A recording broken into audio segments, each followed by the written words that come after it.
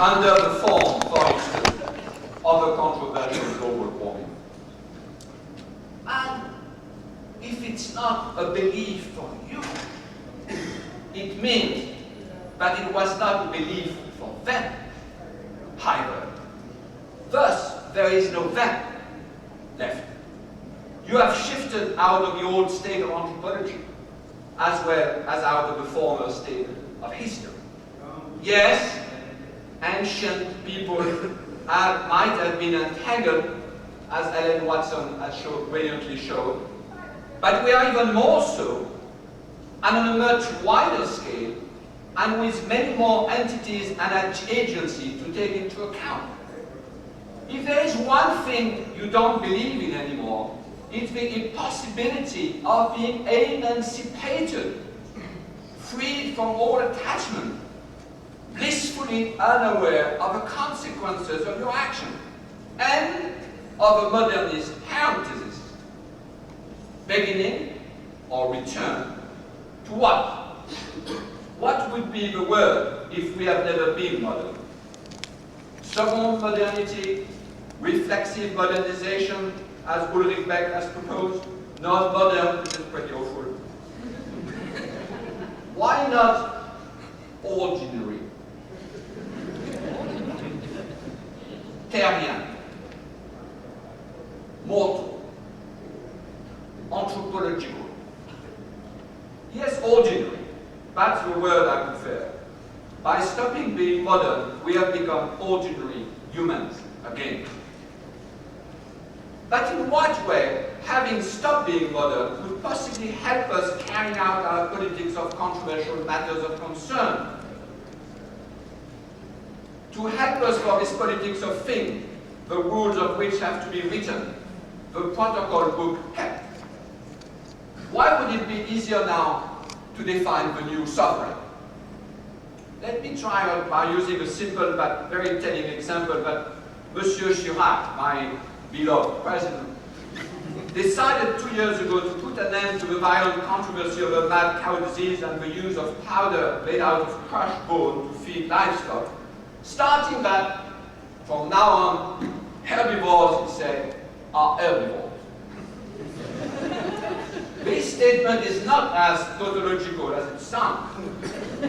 Although at first sight it sounds as a truism, a fact of nature, it's in effect a strongly political statement, since it means that Monsieur Chirac takes a stand in the controversial matters of concern now, not matters of fact, of the mad cow diseases, and decides, yes, decides about what would have been considered before as a mere matters of fact. Herbivores are herbivores and should remain so. Let us be careful here. When uttering this sentence, the president is not invoking Mother Nature's wisdom, forbidding man to break a limit. Chirac, believe me, is a fully modernist mind, one of the few left. A famous beef eater. And I'm sure he doesn't give a hoot for the sacred limit of nature. No, Monsieur Chirac is drawing what I will call, after John Tresh, who is somewhere here, a cosmogram. He is deciding in which world he wishes French to live. After the catastrophic collective experiment of the mad cow disease, a cosmos is redesigned, in which herbivores, yes, become herbivores again, and for good, or at least as long as another cosmogram has not been redesigned. What is a cosmos? As we know from the Greek and from the word cosmetic, it means a beautiful arrangement, the opposite of which is called a kakosmos, a horrible shamble, as Plato uses the word. Politics, if I'm right in my interpretation of the present, no longer reside in defining what human value should be, given that there exists one cosmos known by unified science and simplified as one nature, but in drawing, deciding, proposing a cosmogram, a certain distribution of roles and function, agencies to human and non-human. When uttering this sentence that looked like a factual statement, and a tautological one at that, Monsieur Chirac is defining at once a type of landscape for the region in which he lives, a role model for cattle raisers, a type of industry, an agro-industrial model, a pattern of consumer taste, and probably also a European Union subsidy policy. But is this not the way political claims always have been formulated? There is nothing new in those cosmograms, since politics has always been about human values only, has never been simply about human values only, but always also about infrastructures, city planning, borders, landscape, ways of life, industry, etc.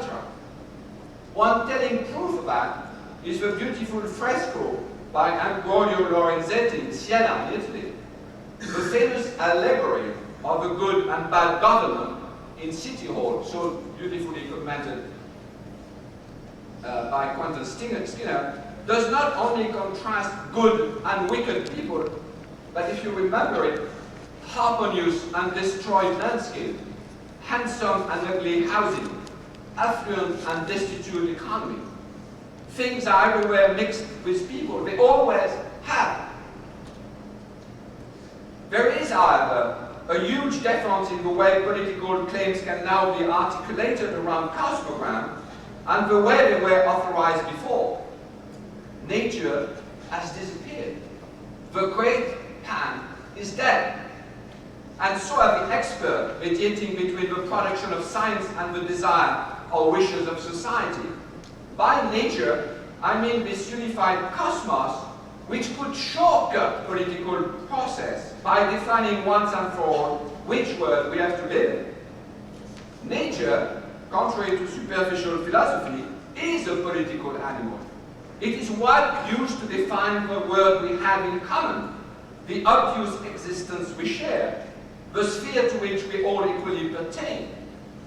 In addition to nature, there existed what divides us, what makes us enemy of one another, what scatters us around in a maelstrom of controversy. In other words, nature unified us in advance and without any discussion or negotiation, culture only divided us.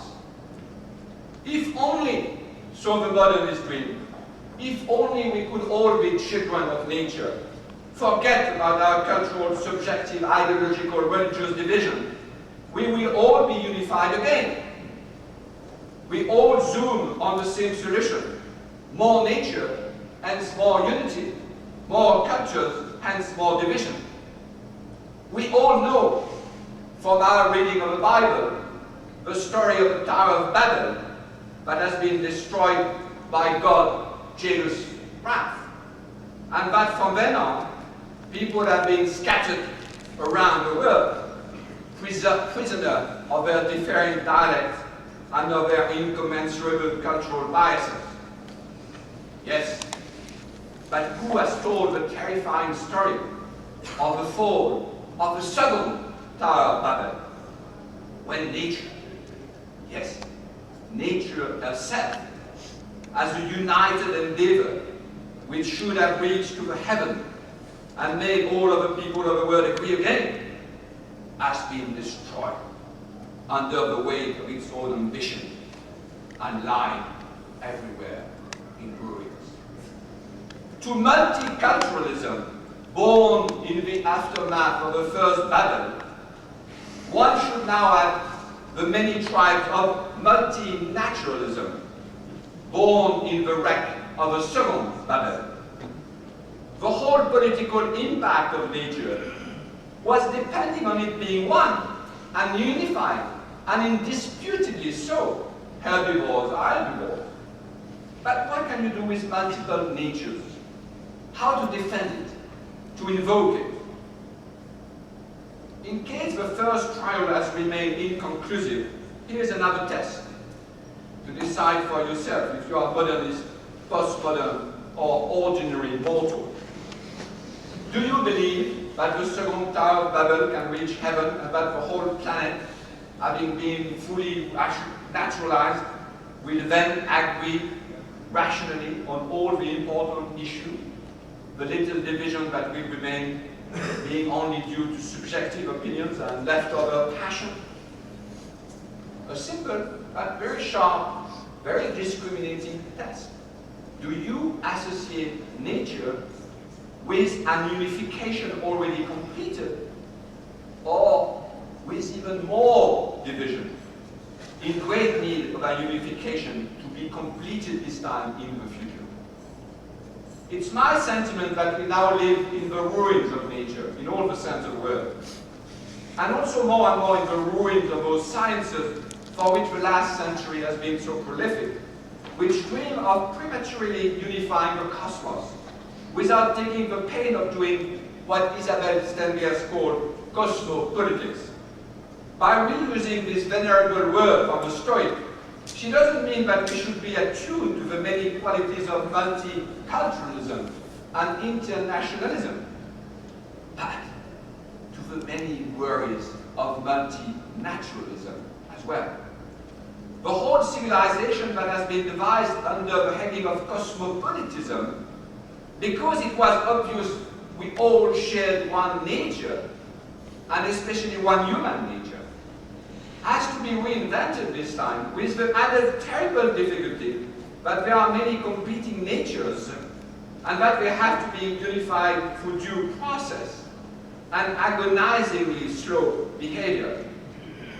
The common word is not behind us as a solid and undisputable ground for agreement, but before us as a risky and highly disputable goal that remains very much in the future. Some people, especially some scientists and philosophers of science, have of late been terrified when they heard the first crumbling of the second Tower of Babel. Irritated by the realization that nature could no longer unify nor reconcile, that new sciences were not putting down the fires of passion but fueling them, they turned against other philosophers, postmodern thinkers, science students, and other anthropologists of various views and comments. Such is the meaning for me of the Sokal affair and of what has been called by journalists the science war. Even people like me have been accused of being responsible for the breaking of the second tire, as if we were strong enough to do like Samson and destroy the pillars of established nature under our own heads. No, you can't be reassured. We are not that strong, we don't have this power, and I have no taste for heroic suicide. As to the tire, never was it that strong either. If it has crumbled, it's under its own weight, under its own ambition. By expanding everywhere to cover the whole of human experience, it has lost its immunity, its unity, its privilege. It has become the common cause, and thus entered fully the realm of politics as usual. Here again, matters of fact have become matters of concern. When pacing among those ruins, there is nothing to be sad or nostalgic, since one of the many reasons that made politics so weak in the past, at least in the European tradition, has been this absolute distinction between, on the one hand, the sovereignty of nature, known by science, and on the other, the pathetic efforts of naked humans to put an end to their passion and divisive opinion. As long as the two towers have not been smashed to the ground, it remains very difficult to begin again and to define politics in the way I now define it, as the progressive composition of a common world. As long as one of the towers remained standing, it was impossible to secularize politics for good. You always had to defend hybrid form against people coming from the ranks of the social or natural sciences who claim that elsewhere, outside, in another place, in their discipline, existed a pure and perfect assembly in the midst of which agreement could be obtained by simply behaving rationally and by gathering people in a reasonable manner around undisputable matters of fact. This miraculous miraculous recipe was enough to disqualify, by contrast, all of the other attempts to reach an agreement on matters of concern. As long as the phantom forum existed, all of the others were deemed inefficient, irrational, and impure. Although at first it sounds like a negative progress only, it is for the monitoring of collective experiment a huge advantage, not to be threatened again by the promise of any salvation by any science, neither physics nor biology nor sociology nor economics, nor even procedural rationality.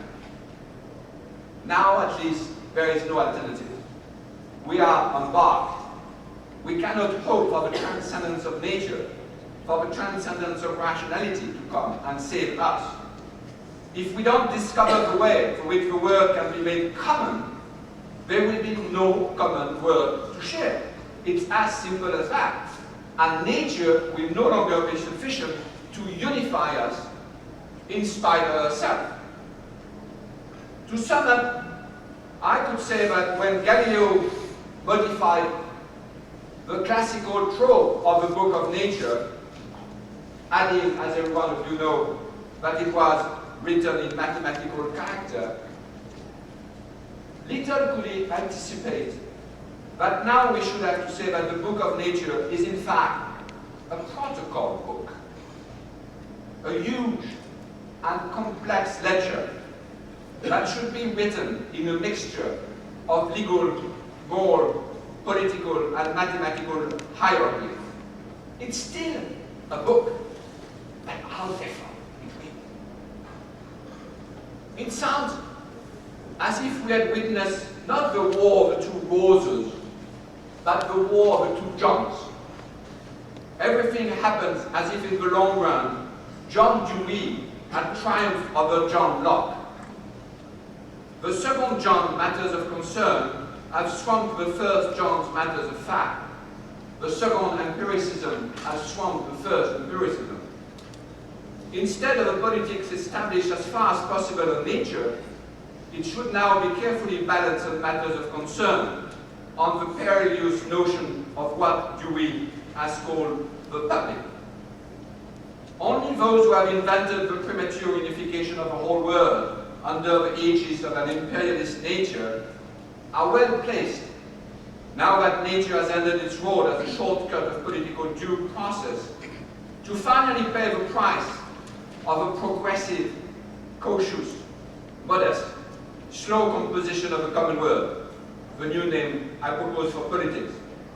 The building of its third tile might succeed where the two others have failed, because this time, at least, there is no longer any jealous God left to bring it to the ground.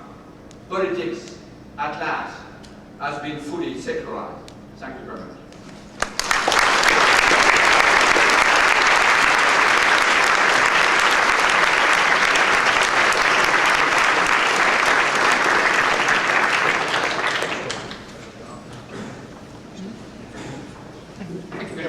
Gentlemen, may I invite you to come up there so that we can start the plenary discussion. I'll stay here to see those who put up their hands. It's clear how big the spectrum has become.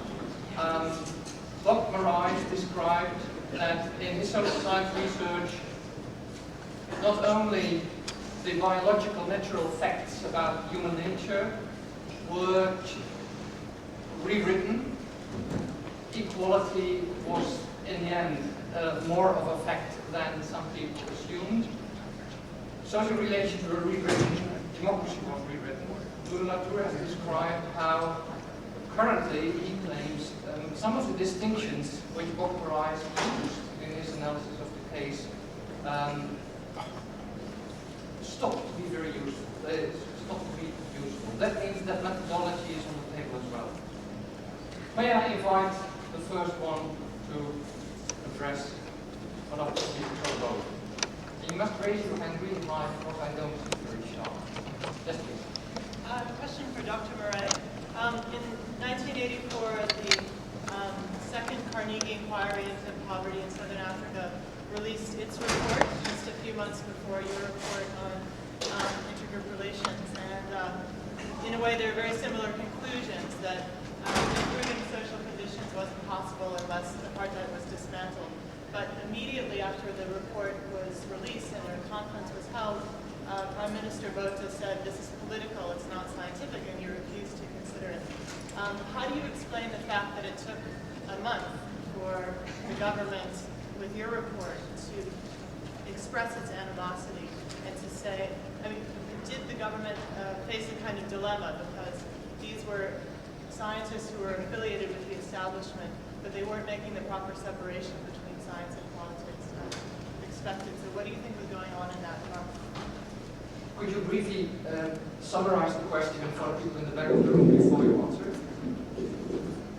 Thank you for the question. If I understood it correctly, then you're asking why could Botha have rejected and the Carnegie report and kind of dwelt on ours. Was it because that was anti-establishment? This was from the inside. I don't have the answer, but my impression would be that your contention is probably correct. It's easier to reject that which is not part of your own little cognitive or ideological system, and to dwell more on that which comes, as it were, from inside. That would be one answer. I think another one would probably be that the so-called second poverty report, the Carnegie one, was specifically focused on the economic aspect of it, whereas economics formed but part of ours. I mean, let me just give you one aspect. That report by Bobby Gotzel, you know Bobby Gotzel is head of the strongest gold mining outfit in the world now.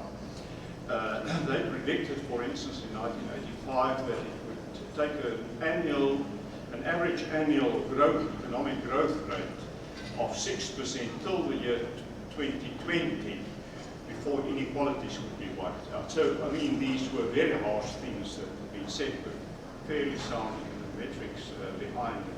But in addition, we also said what the legal system should look like, what the constitutional system should look like. I don't have an answer. I think it's a very valid question that needs further consideration. Yes, please. Hi. In both the talks, it seems like the concepts of rationality and morals and ethics took precedence in your analysis of the formation of democracy. And I'm wondering if maybe both of you could respond to the issue of access. Who has access to the table or the papers, for instance, in your talk, Dr. Murray, who has access to the thing, the assembly, in your talk, Mr. Latour, especially in terms of the issues of class, race, gender, in terms of science and technology, and access to forming democracy. Should we go first? Actually, I'd like to ask a question so that we can, before I answer this question, I want to ask a question to Murray. I'm sorry, I'm saying Murray. And does it link to that one? Otherwise, you're hijacking my chairmanship, which is one minute.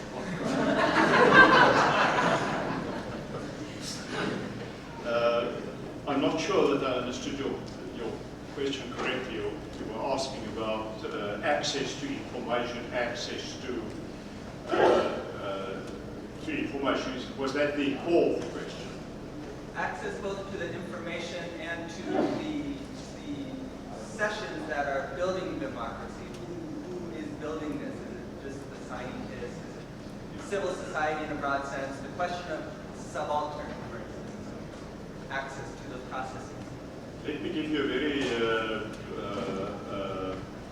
kind of simplistic, in my own mind, my own methodology in this regard. I think to the extent that one would coming to certain conclusions or recommendations would rely on a spectrum of methodologies, i.e. having spoken to people, i.e. for instance focus group interviews, i.e. having tested your results against the people, having in those people that have to integrate the information different perspectives and different experiences. To that extent, I think one would say you may perhaps be at least testing the limits of the traditional scientific domain, but I think I'm probably not answering your question. I will answer the question and then I ask. One of the interesting arguments around this nature of the thingness is precisely that there are as many assemblages. There are as many assemblies as there are assemblages.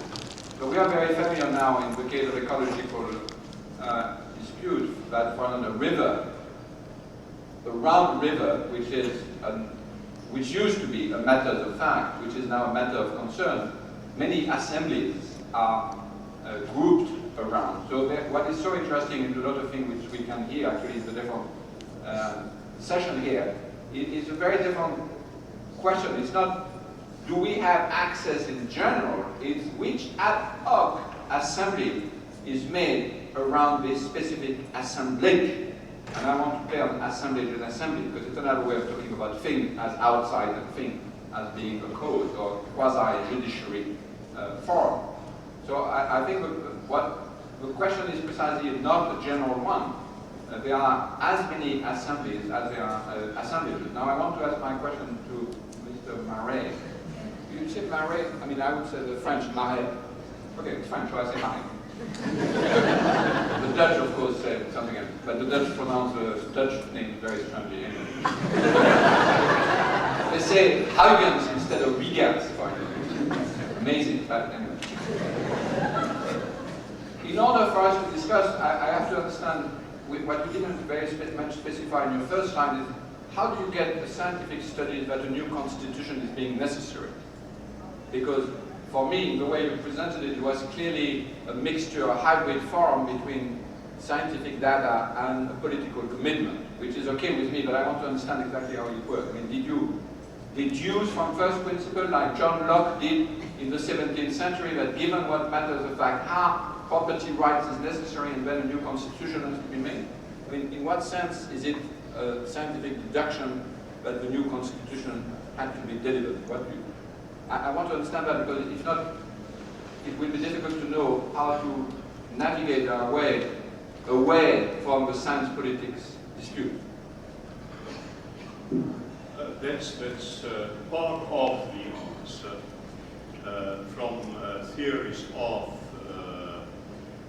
governance, theories of constitutions, for instance, basic principles that one would assume should be represented in such a constitution. But then going further and saying, let's look at the current one and just look at empirical facts. Let me give you one example. The simple fact of carrying an identification or ID card, that was, for the black community, the pass laws, the pass books, the dompas they call it.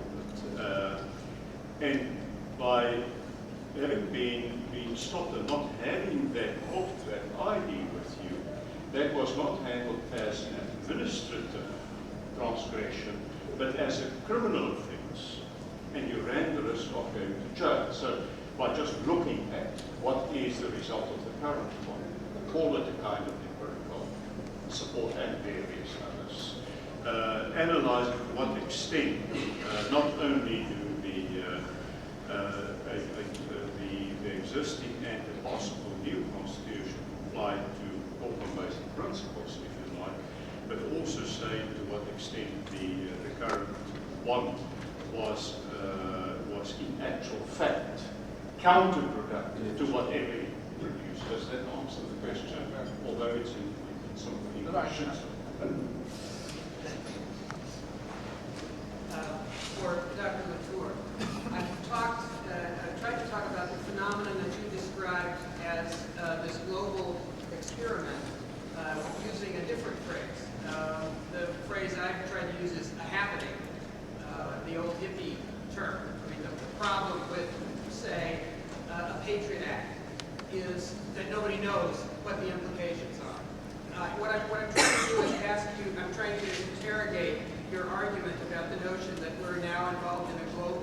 experiment that the balance of the laboratory, as it were, have been burst.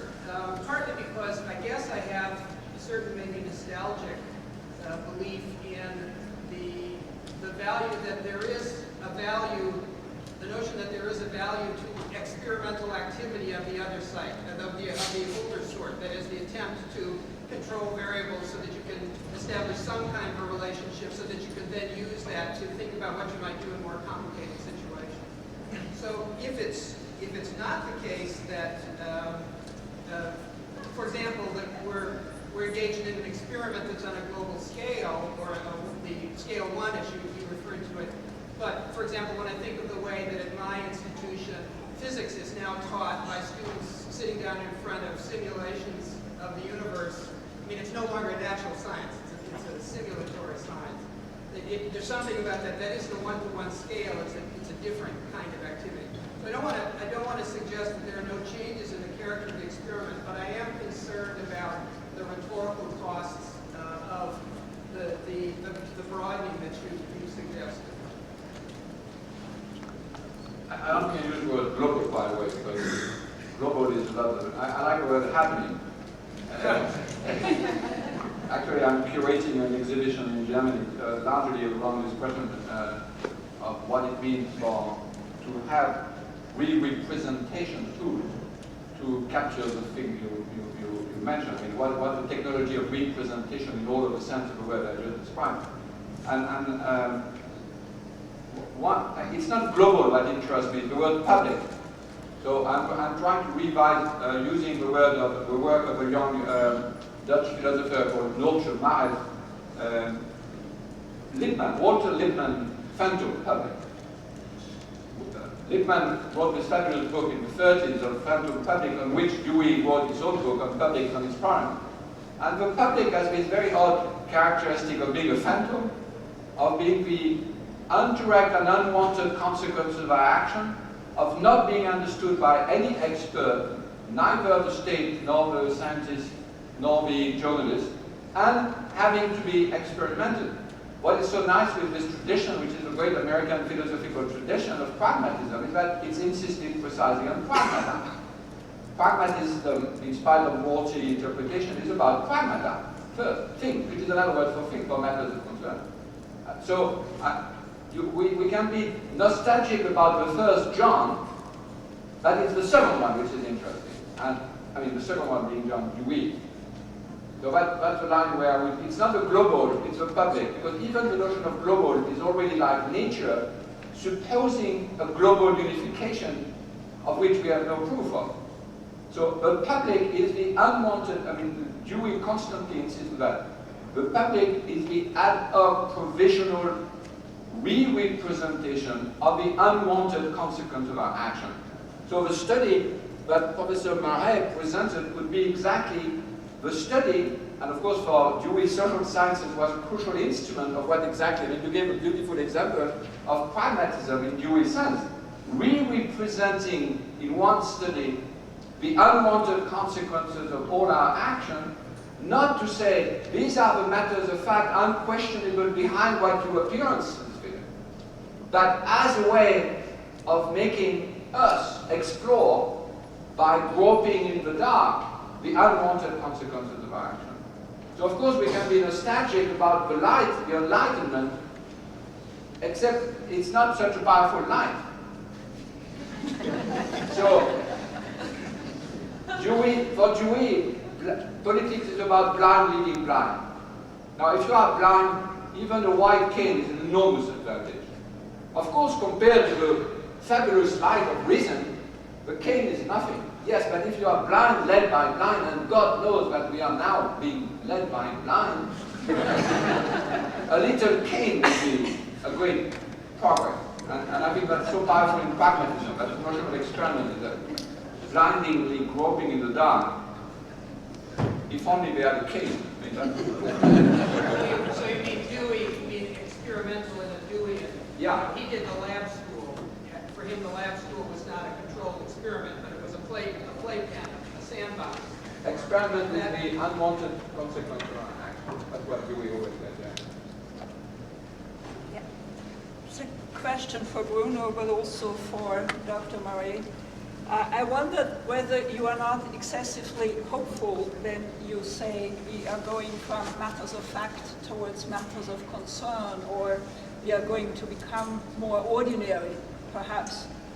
It seems to me, if you look, at least in the Western tradition, on the debates on law and the foundation of ethics and so on, then you have exactly the opposite. We have given up on a naturalized law for at least decades, if not centuries, but we are now going back to the hope in a natural basis for a law and an ethics as the only way out of the dilemma we are in.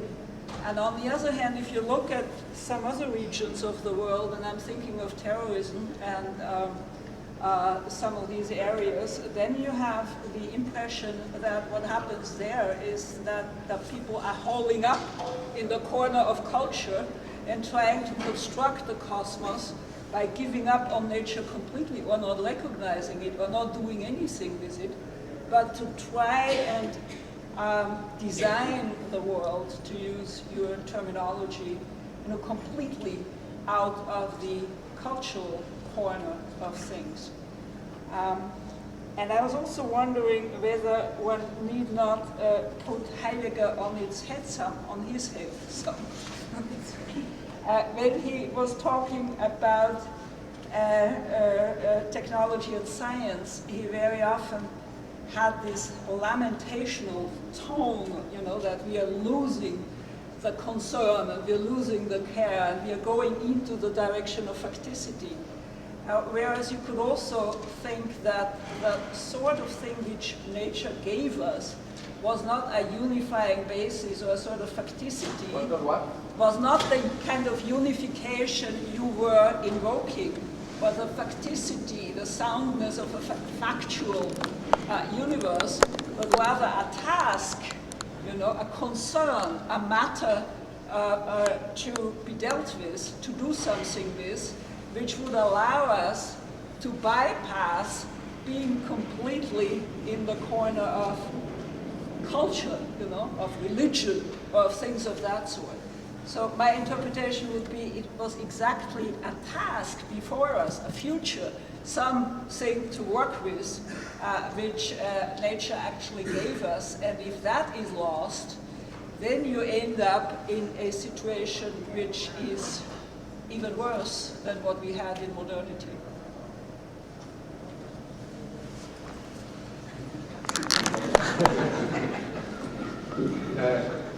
Three gigantic questions, Karen. So the easiest one is on natural laws. I mentioned one of the perfect possibilities, on the contrary, the extension of naturalization. It's a distinct possibility. I said the controversy is about what the feeling of the present. So the problem is that it's very difficult to know what is presently happening in terms of epochal sense. And the idea of naturalization, that naturalization is winning, is perfectly possible if you read the Wall Street Journal and lots of other things like that. And you know that very well from the work of finance. But law, and I've just published a book on doing exactly for solving this question and ethnographically on studying the law. The law is not a good case for naturalization. Law is precisely the beautiful artificial construction where pro veritate habetur, as they say, for precisely not a beautifully constructivist definition of truth. So I don't think law can help the naturalizer to do their dirty job. The second thing, that's completely aside, I'm not a specialist about that. For me, terrorism is actually a fundamentalism based on the ignorance of constructivism. It's a very modernist position. Terrorism is the application of a modernist trope to another situation. And actually, it's it's an interpretation of the misunderstanding about constructivism, an unconstructed, unmediated, direct access to God. But that's not traditional theology, neither in Islam nor, of course, in Christianism. It's modernism. What is so horrifying is that we see modernism in the other space now, and we found that now horrible. But we were horrible too. with the notion of unconstructed, unmediated direct access to God or to truth. So the interpretation of, I don't think we should interpret terrorism as a local, cultural element. I think it's a very modernist element. But I'm not a specialist about it, but not important for my book. Now the last one is beautiful. And Sorge, I mean, the great thing, precisely I think with what we have been doing, is to liberate nature from nature, so to speak. To liberate the thingness, the matters of concern, from the kidnapping by naturalizers. Precisely to get back exactly what you say, and that you demonstrated so beautifully in your own work, in the attachment of scientists to their object. Not emancipatory, not the emancipation argument, but not really attachment. So, when I say nature is dead, the great Pan is dead, to use Nietzsche's reinterpretation of Greek, it doesn't mean that it's precisely to free again the attachment to the thing. And on that I follow you entirely. And actually, Sloterdijk make this argument that STS, the sort of thing we do when we always accuse Heidegger of being the bad guy, is wrong. Because we would not have invented for object such an interesting role if he had not talked again about the thing in an interesting way. And of course, his mistake was to say, well, things is the thing of the past, and object now are sort of Gestalt, Gegenstand type of thing. And what I think we have been doing is precisely to bring in, to get the scientific object, the thingness and thickness, which the traditional notion of nature had sort of erased. And we did the same for technology with hype. So I agree, the way I presented the argument could mean, well, if we get nature out, then we lose the Sorge, the attachment to the matters of concern. But that's precisely what the word pragmata, the word issue, the word matters of concern or concern mean. But I thank you for this clarification. The second point will deserve whole meeting actually, because it's a very interesting thing where modernism now goes. Modernism goes in very strange place now, including fundamentalism. Mark, do you want to react to this point as well? Then there is one last question. Yes, please. And then we round up. Yes, that's a question for Mr. Latour. I was thinking about the sovereign, that is the executive power, because the modernist settlement had its own sort of fixed idea of sovereignty, namely the nation state. But now I guess that you would say that we have an infinite number of sovereignties in all these assemblies. Could you elaborate a little bit on that? Because it's like, I mean, how do we recognize a sovereign when we see one? How do we know that this is actually the assembly to count on and not the other one? That's a nice question. You want to answer that one? Yes, but I think it would be. No, I skip actually part of the paper which was about political. It's very. Your question has a negative answer in political ecology, where clearly the idea of reusing nature as a way of attacking bad politics, so to speak, was clearly a misuse of the notion of sovereign, because you use the sovereignty of nature in order to quiet down, so to speak, quickly, to shortcut what is my expression political process. And if you want to undo that, you have to raise again the question of sovereignty. I agree entirely. Now, my argument so far, and I cannot proceed further now, because it's only negative, is to say, yes, it's difficult to locate sovereignty, but it was worse when half of sovereignty was in the accusation of irrationality. Because if you can have the accusation of irrationality to someone, then you don't have to compose the assembly and the political process. But that's, I agree, only a negative argument. Actually, if I can do some publicity for Harvard University Press, the translation of Politics of Nature, where this argument is articulated, will soon be out of Harvard University. Sorry for this. But the question of sovereignty is crucial, and it's precisely because we abandon it with the notion of ecology, with the notion of Gaia, that political ecology has always been politically weak. You can't have political position without defining the sovereign. I mean, that's obvious question. But if the sovereign, if you can, with the accusation of irrationality, avoid the assemblage, then you lose the political edge. But I agree, in this talk my argument was only negative. I'm very sorry that I have to call an end to this meeting because you were only thrive to go to the business meeting in half an hour, and if not that, then to the banquet at 7 o'clock. Thank both speakers very much for their contribution.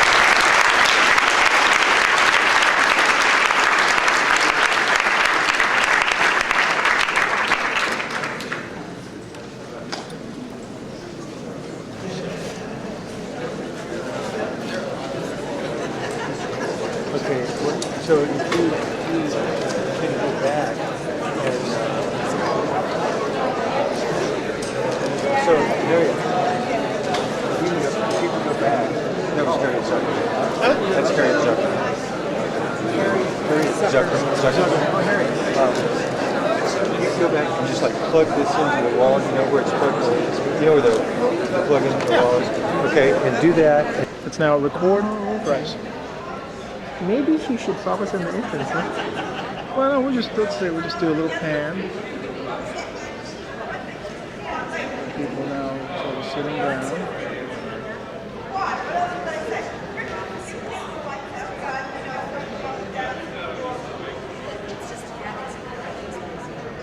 To the back of Harry's head.